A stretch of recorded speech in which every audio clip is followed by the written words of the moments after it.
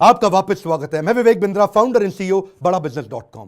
आज मैं एक सन्यासी के विषय में बात करूंगा। वीडियो थोड़ा अलग होगा, आज डिफरेंट होगा। सन्यासी के जीवन से पावरफुल बिजनेस लेसन्स। ये एक अलग ही सन्यासी है। हिल डिवाइन ग्रेस अभय चरणारविंद भक्ति वेदांत स्वामी श्रील प्रभुपाद। कौन है श्रील प्रभुपाद? ये इस्कॉन के फाउंडर आचार्य हैं। इस्कॉन का नाम तो लगभग पूरी दुनिया ने सुना है, इनका नाम कम लोगों ने सुना है। स्वामी विवेकानंद को तो लोग जानते हैं, लेकिन इनके बारे में कम जानते हैं। आज कुछ ऐसी अद्भुत बातें बताऊंगा, वीडियो से नजर मत हिला दीजिएगा। श्रील प्रभुपाद से आप दुनिया भर के सारे बिजनेस लेसन सीख सकते हैं। आप पंक्चुअलिटी सीखना चाहते हैं, टाइम मैनेजमेंट, लीडरशिप को कैसे तैयार करें, एक इंस्टीट्यूशन को कैसे स्केल करें, बिना पैसे के एक ऑर्गेनाइजेशन को कैसे बिल्ड करें, सस्टेनेबिलिटी कैसे लाएं, प्रोसेस कैसे लेके आए, पीपल स्किल क्या होते हैं, रैपिड एक्सपेंशन, ग्रोथ, स्पीड, ये कैसे आता है। बंगाल में इनका जन्म हुआ था 1896 के अंदर, और इनकी माता का देहांत हो गया था जब ये 14 साल के थे, 1910 में। ये स्कॉटिश चर्च कॉलेज गए थे। यूरोपियन लेड एजुकेशन थी, शुरू से ही बहुत तेज थे। अंग्रेजी में इन्होंने पढ़ाई करी, लेकिन इन्होंने डिप्लोमा या डिग्री जो भी थी ब्रिटिश को रिस्पॉन्ड करते वक्त इन्होंने इंडिपेंडेंस मूवमेंट पर उसको लेने से अस्वीकार कर दिया। गांधी के नॉन कोऑपरेशन मूवमेंट में ये बहुत बड़े कॉन्ट्रीब्यूटर रहे। ये कोई शुरू से सन्यासी नहीं थे। प्रयागराज इलाहाबाद में इनका खुद का फार्मेसी का बिजनेस था, पर 1922 में जब अपने गुरु से मिले, इनके गुरु इनको देख के पहचान गए कि श्रील प्रभुपाद की अंग्रेजी तो इतनी अच्छी है कि जब ये अंग्रेजी में बोलेंगे तो अंग्रेज भी डिक्शनरी खोल करके उस समय समझेंगे कि अंग्रेजी में बोल क्या रहे हैं। तभी इन्होंने प्रभुपाद को एक आदेश दिया, क्या तुम मेरे लिए एक काम कर सकते हो? तुम्हारे को शास्त्रों में मन भी लगता है और अंग्रेजी भी अच्छी है, तुम भगवत गीता के ज्ञान को अंग्रेजी भाषा में पूरी दुनिया तक पहुंचाओ, क्योंकि हमारे शास्त्रों को दुनिया में कोई नहीं लेके जा रहा। दुनिया की किताबें हमारे देश में आ रही हैं। श्रील प्रभुपाद ने उनकी इंस्ट्रक्शन को दिल से लगा लिया। गुरु मुख पद्मा वाक्या चित्ते कौरिया ऐक्या, के गुरु के मुख से निकले हुए वाक्यों को चित्त के साथ एक कर लो। अंग्रेजी में भगवत गीता को ट्रांसलेट करना शुरू कर दिया। बैक टू गॉडेड किताब लिखते, भगवत गीता को ट्रांसलेट करते। लैपटॉप टाइपराइटर नहीं हुआ करता था, कंप्यूटर नहीं होता था, मैनुअली लिखते थे। एक साल लगा करके इन्होंने कई पेजेस के अंदर भर करके भगवत गीता को ट्रांसलेट किया। एक दिन फैक्ट्री से वापस आ रहे थे, अपने घर पहुंचे। जब घर पहुंचे तो ढूंढने लगे कागज कहां हैं सारे। इतनी मेहनत की, कागज इनको मिल नहीं रहे थे, बड़े परेशान थे उस समय। अपनी धर्मपत्नी से पूछा कि वो कहां है जो मैंने भगवत गीता ट्रांसलेट करी। तो अचानक इनकी पत्नी ने जो बोला, इनके होश उड़ गए। इनकी पत्नी ने कहा वो सारे तो मैंने कबाड़ी को बेच दिए। बोलो क्यों बेचे? बोला उसके बदले में मैंने चाय खरीद ली, अंग्रेजों ने बताया चाय पीनी चाहिए। प्रभुपाद को बहुत बुरा लगा। अचानक प्रभुपाद ने उनसे पूछ लिया टी और मी। इनकी पत्नी ने बोल दिया टी। उस दिन उन्होंने अपना घर छोड़ दिया, संन्यास लेने की तैयारी करी। वहां से जाकर के उन्होंने फिर से भगवत गीता लिखनी शुरू करी। बाद में ये वृंदावन चले गए, कई साल वृंदावन रहे, भगवत गीता लिखी, उसकी तैयारी करी। ये पहले से जानते थे कि दुनिया का नंबर 1 देश अमेरिका और अमेरिका का नंबर 1 शहर न्यूयॉर्क, तो मैं शुरुआत न्यूयॉर्क से ही करूंगा। थोड़ा इमेजिन करिए, 70 साल का किसी बूढ़े व्यक्ति का चित्र लेके आइए अपने मन में। 70 साल की उम्र में 32 दिन की जहाज की लंबी यात्रा, जिसमें रास्ते में इनको 2 बार हार्ट अटैक आ गया। कुछ केवल साथ में $7 लेके कुछ किताबें लेकर निकल पड़े। वहां कोई इनको जानता नहीं था। ये जानते थे कि मैं अकेला हूं और मैं सब कुछ नहीं कर सकता। मैं सब कुछ नहीं कर सकता, इसका मतलब ये थोड़ी कि मैं कुछ भी नहीं कर सकता।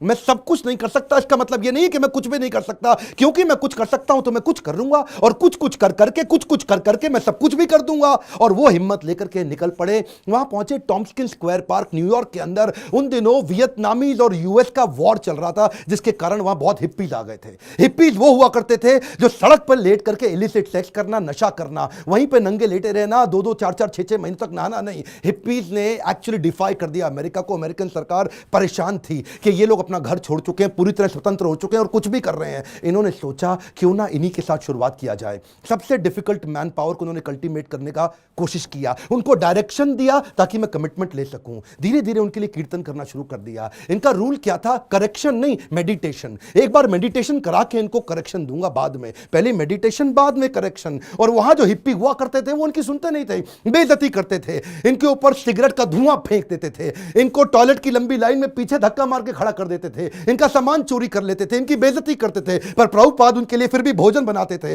उनको सुबह शाम भगवत गीता पे कथा सुनाया करते थे, उनके साथ बैठ के कीर्तन करते थे। उनको धीरे धीरे मजा आने लगा। प्रभुपाद ने एक दिन उनसे पूछा तुम नशा क्यों करते हो? तो बोले सर मेरे को ना I want to stay high. मैं नशा क्यों करता हूं? मुझको अच्छा लगता है, I want to stay high. तो प्रभुपाद ने कहा मैं तुमको ऐसा नशा दूंगा which will keep you high forever. उन्होंने बोला ऐसा नशा है आपके पास? बोले वो कौन सा नशा है? बोले हरिनाम का नशा है।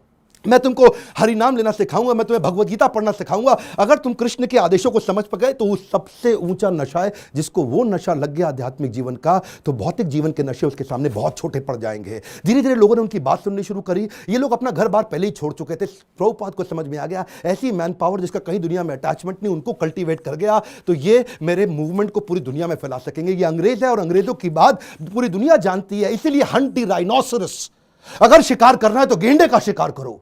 प्रभुपाद ने सबसे कठिन मुद्दा उठाया और उसके बाद अमेरिका की सरकार भी प्रभुपाद को धन्यवाद करती थी कि तुमने ऐसे लोगों को नशा छुड़वा दिया। वो सारे हिप्पी हैप्पी बन गए। क्या कमांड, दोबारा सुनिए, हिप्पीज को हैप्पी बना दिया इन्होंने। कैसे हैप्पी बनाया? उनको गुलाब जामुन बना बना के अपने हाथ से खिलाते थे, उनको कथा सुनाते थे और धीरे धीरे उनका हृदय में परिवर्तन आया। और वहीं से प्रभुपाद ने, ये लीडर्स ऑफ लीडिंग लीडर थे प्रभुपाद, मेरी बात सुनिए, एम्पावर करते थे, लीडर्स ऑफ लीडिंग लीडर। इतना विश्वास डाला उनमें, इतना ट्रस्ट डाला उनमें कि उनको बोला यहां से तुम मेरे सारे शिष्य बन चुके हो। 10,000 शिष्य उन्होंने बनाए धीरे धीरे करके यूएस के अंदर। 2 को उन्होंने भेजा यूरोप में, 2 को भेजा अफ्रीका, फिर 2 को ऑस्ट्रेलिया, फिर 2 को रशिया, फिर 2 को इंडिया। ऐसा करते करते उन्होंने सब जगह लोगों को अलग अलग भेजा और बोला अब इस भगवत गीता को तुम लेके जाओ। मैंने तुमको सिखाया, अब तुम दूसरों को सिखाओ। 1965 से 1977 तक लगभग 11-12 साल इन्होंने पूरी तरह अपने आप को झोंक दिया। पैसे की कमी थी इनके पास, सोचा पैसा नहीं है तो अगरबत्ती, पूजा में काम आने वाली अगरबत्ती का बिजनेस इन्होंने अपने शिष्य को करना समझाया। लगभग 3 सालों के अंदर $1 मिलियन का रेवेन्यू आना शुरू हो गया अगरबत्ती के बिजनेस से।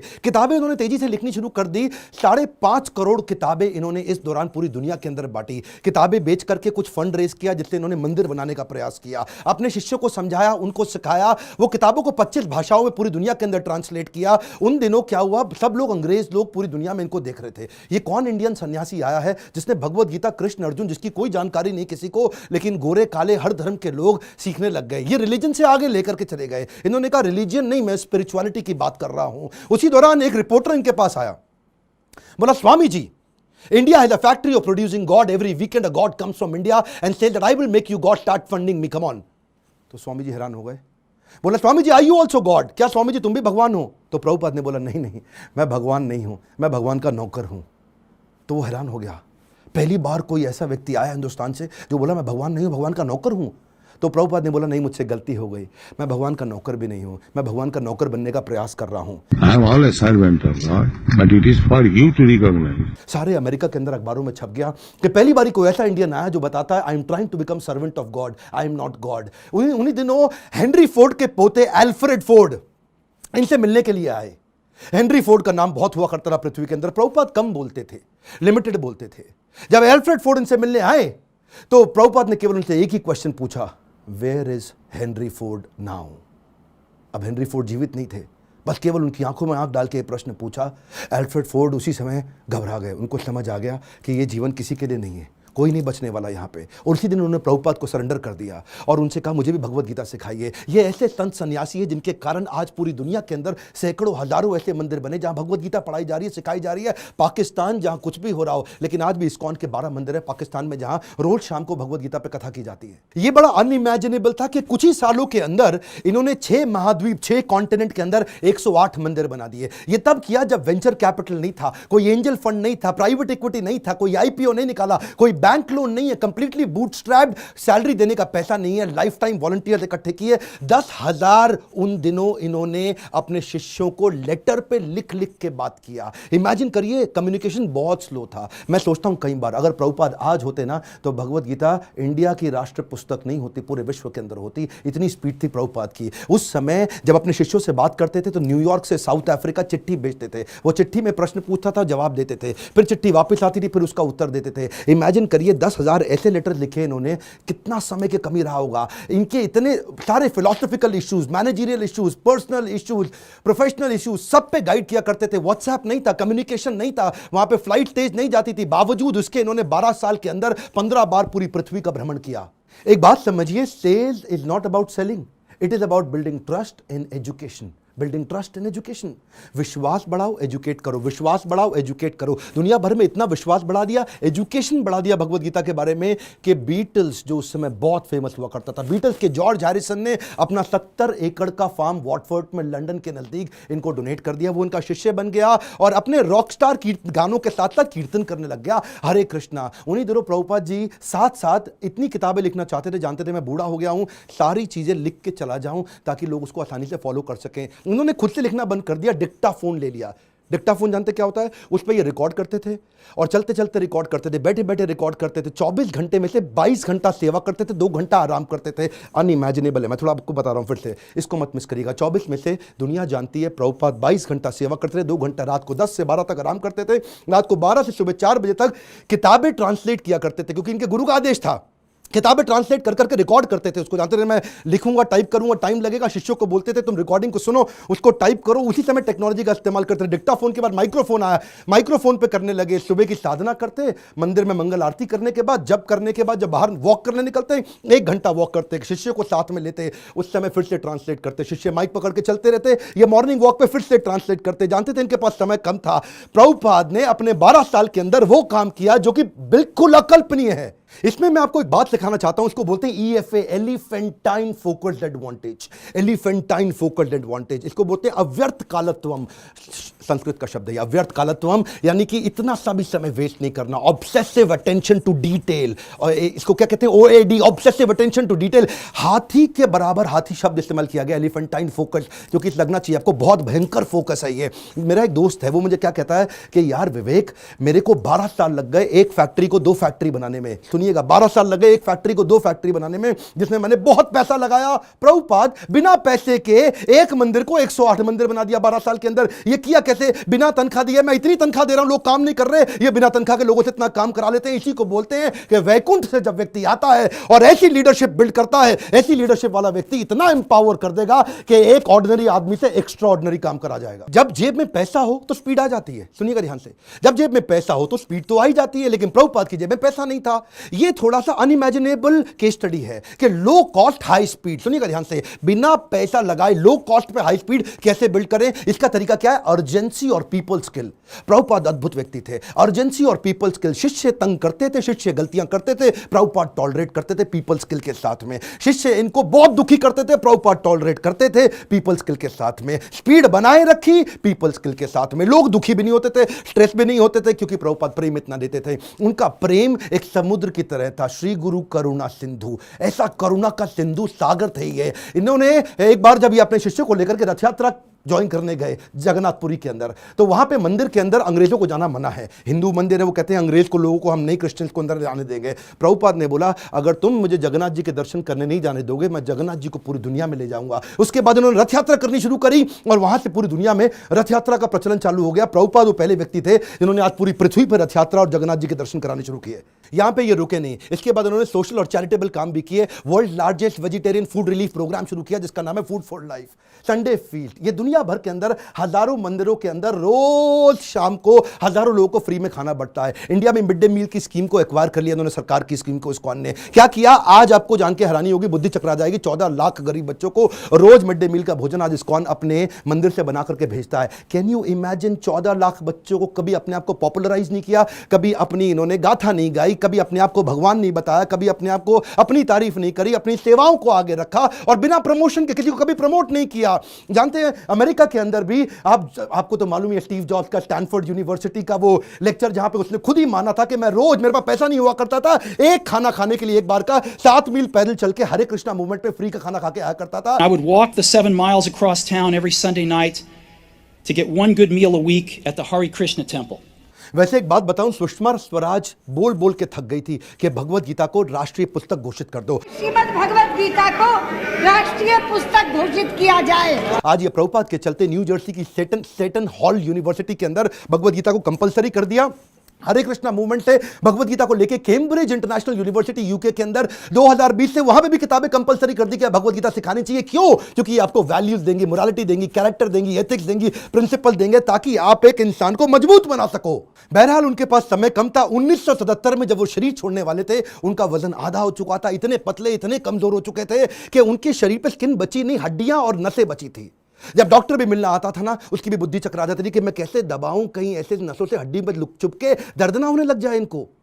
शिष्य लोग आसपास देखते थे डॉक्टर का मुंह कितना इंच खुला हुआ है, ऐसा ऐसा। डॉक्टर हैरान होता था, इंच नापते थे ऐसा कि ये कैसा व्यक्ति कर रहे हैं। ये इस समय कॉन्शियसनेस को बिल्ड करना पॉसिबल ही नहीं है। प्रभुपाद के सारे ऑर्गन्स काम करना बंद कर चुके थे, उनकी उम्र बहुत ज्यादा हो चुकी थी, लेकिन उस समय डेथ बेड पे, क्षमा चाहता हूं गलत शब्द यूज कर रहा हूं, ऐसे लोगों की कभी डेथ नहीं होती, लेकिन उस समय उस बिस्तरे पे भी लेट करके प्रभुपाद शरीर छोड़ने से पहले भी ट्रांसलेट कर रहे हैं भागवतम को कि मेरे जाने से पहले मैं अपने गुरु के आदेश को पूरा करके जाऊं।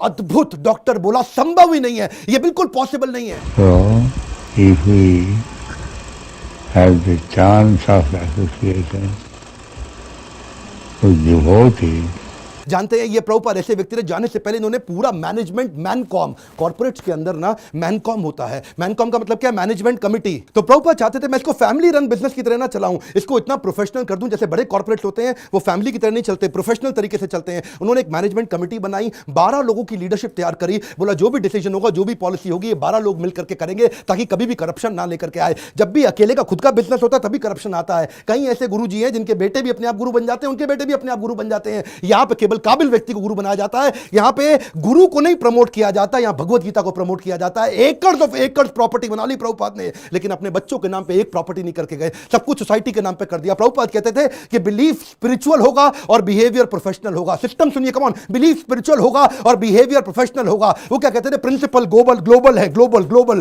प्रिंसिपल पूरी दुनिया में एक जैसे होंगे, लेकिन रिसोर्सेज लोकल होंगे। अगर आपको पैसा चाहिए तो लोकल जगह से रेज करो, लोकल जगह पे खर्च करो। पैसा ना इस देश से उस देश जाएगा, ना उस देश से इस देश आएगा। प्रिंसिपल ग्लोबल होंगे और खर्चा रिसोर्सेज लोकल होंगे। यही मैं आपको बताना चाहता हूं, अगर इस प्रकार की लीडरशिप आप बिल्ड कर सके तो आपको जिंदगी के अंदर इसके लिए लीडरशिप क्वालिटी चाहिए, और वही मैं सिखाता हूं अपने प्रोग्राम्स के अंदर। इसको बोलते हैं लीडर, जिससे आप सारे स्पिरिचुअल भी और बिजनेस भी सारे लेसन एक साल ले सकते हो। रियल लीडरशिप वीडियो को डाउनलोड व्हाट्सएप पे करके पूरे देश में पहुंचाइए। स्वामी विवेकानंद को जानते हैं, श्रील प्रभुपाद को भी पहुंचाएंगे पूरी दुनिया के अंदर। भारत रत्न मिलना चाहिए ऐसे व्यक्ति को, ये मेरी आपसे प्रार्थना है। बहुत सीरियस हूं मैं आज, मैं अपने दिल से बोल रहा हूं। आज इनका जन्मदिन है, आज सारे व्हाट्सएप ग्रुप में, सारे फेसबुक ग्रुप में, अपने यूट्यूब चैनल पे इस वीडियो को निकाल के अपलोड करिए, पूरी दुनिया में पहुंचाइए। प्रभुपाद जी के बारे में पता चलना चाहिए। और अगर आपको वीडियो कहीं से मिला है, चैनल सब्सक्राइब करके बेल आइकॉन हिट करिए ताकि ऐसे वीडियो आपसे मिस ना हो सके। मेरे साथ जुड़े रहने के लिए, हर बार वापस आने के लिए आप सबका दिल से धन्यवाद।